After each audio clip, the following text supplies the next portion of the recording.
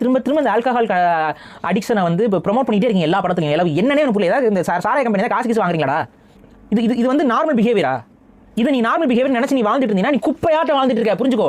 வீட்டில் தண்ணி அடிக்கிற மாதிரியே திருப்பி நிறைய படம் திரும்ப திரும்ப காமிச்சு எல்லாரும் அடிக்ஷன்களை தள்ளி எல்லாம் கொலை பண்ணிட்டு கற்பழிச்சு சுத்திட்டு இருக்கான்.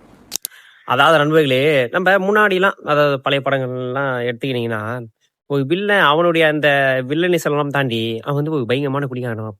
ஸோ அவனை அந்த வில்லன்ற ஃப்ரேம்ல எடுத்துட்டு வர்றதுக்காகவே அவன் வந்து அந்த குடிக்கிற அந்த பழக்கத்தை வந்து நல்லா ஹைலைட் பண்ணி காட்டுவான். ஆனா அதுக்கு அடுத்து பாத்தீங்கன்னா போக போக யுகவும் குடிக்க ஆரம்பிச்சாரு.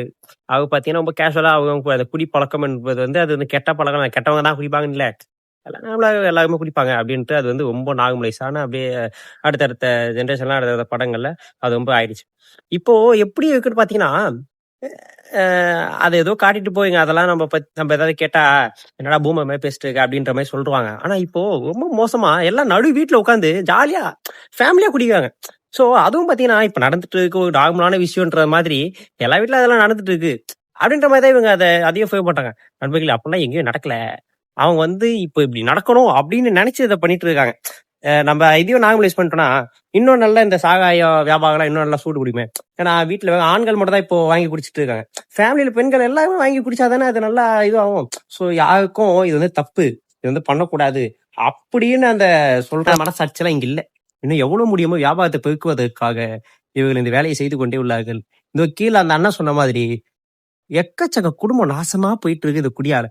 நீங்க கொஞ்ச நாளுக்கு முன்னாடி கொஞ்ச நாள் இல்ல, ரீசெண்டா லாஸ்ட் வீக்கா அந்த 4 சின்ன பசங்க வெட்டினானுங்களே கஞ்சா போதை தானே அதுல ஹைலைட்டு. சாகாய போதை 10ஆம் இவனுக்கு அடுத்தடுத்த போதைக்கு தாண்டானுங்க. எல்லா குற்றங்களுக்கும் முதல் படியே இந்த சாகாயம் தான். ஆனா அவ்வித சாகாய போதையை தடுப்பதற்கு நம்ம அப்பா சிஎம்க்கு எந்த மனசம் வாங்க மாட்டுது. அதனால ஒண்ணு அவங்க மனசை மாத்தணும், இல்லைன்னா அவங்க எலெக்ஷன்ல நம்ம அவங்க மாத்தணும்.